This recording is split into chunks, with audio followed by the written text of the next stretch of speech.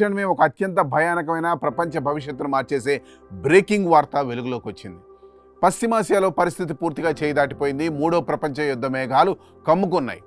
అమెరికాపై నేరుగా పూర్తిస్థాయి యుద్ధాన్ని ప్రకటిస్తూ ఇరాన్ అధ్యక్షుడు మసౌద్ పెజిష్కియాన్ సంచలన నిర్ణయం తీసుకున్నారు. ఇన్నాళ్లు అగ్నిపర్వతంలా రగులుతున్న ఉద్రిక్తతలు ఇప్పుడు ఒక్కసారిగా విస్ఫోటనం చెందాయి. అగ్రరాజ్యం అమెరికా ఇరాన్లోని అణు కేంద్రీకృత ప్రదేశాలు, చమురు శుద్ధి కర్మాగారాలు, ప్రధాన రక్షణ స్థావరాలే లక్ష్యంగా వరుస దాడులకు తెగబడుతోంది.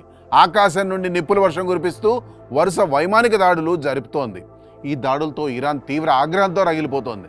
అమెరికా వైమానిక దాడులకు ప్రతీకారంగా ఇరాన్ తన అత్యంత ప్రమాదకరమైన క్షిపణులు, డ్రోన్ల వ్యవస్థలను రంగంలోకి దించింది. మిడిల్ ఈస్ట్లో అమెరికాకు ఉన్న అతిపెద్ద స్థావరాలని లక్ష్యంగా చేసుకుంది.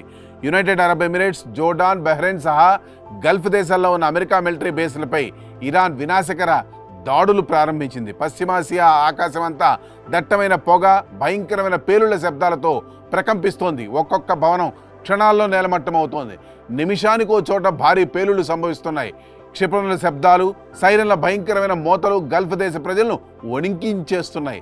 పరిస్థితి ఏ క్షణంలో ఎటు దారి తీస్తుందో తెలియక మిడిల్ ఈస్ట్లో ఉన్న లక్షలాది మంది ప్రజలు భయంతో ప్రాణాలు గుప్పెట్లో పెట్టుకుని జీవిస్తున్నారు. ఇది కేవలం రెండు దేశాల మధ్య జరుగుతున్న పోరాటం మాత్రమే కాదు. ప్రపంచ ఆర్థిక వ్యవస్థకు గుండెకాయ లాంటి గల్ఫ్ ప్రాంతం ఇప్పుడు అగ్నిగుండంగా మారింది. చమురు ఉత్పత్తి కేంద్రాలు, సరఫరా మార్గాలు క్షిపణి దాడుల్లో ధ్వంసమైపోతే ప్రపంచవ్యాప్తంగా చమురు సంక్షోభం తలెత్తే ప్రమాదం కనిపిస్తుంది. పర్యవసానంగా ప్రపంచ దేశాలన్నీ ఆర్థికంగా కుప్పకూలే ప్రమాదం పొంచి ఉంది. ప్రపంచ శక్తివంతమైన దేశాలు రెండుగా విడిపోయి ఈ మహాసంగ్రామంలోకి దిగే సూచనలు మెండుగా కనిపిస్తున్నాయి. అగ్రరాజ్యం అమెరికా ఒకవైపు, ప్రతీకారంతో రగిలిపోతున్న ఇరాన్ మరోవైపు తలపడుతుండడంతో ప్రపంచం మునుపెన్నడూ లేనంతటి మహా వినాశనం వైపు వేగంగా ప్రయాణిస్తోంది. గల్ఫ్ ఆకాశంలో క్షిపణులు విరజిమ్ముతున్న నిప్పులు మానవాళి భవిష్యత్తుపై కటిక చీకట్లను పరుస్తున్నాయి.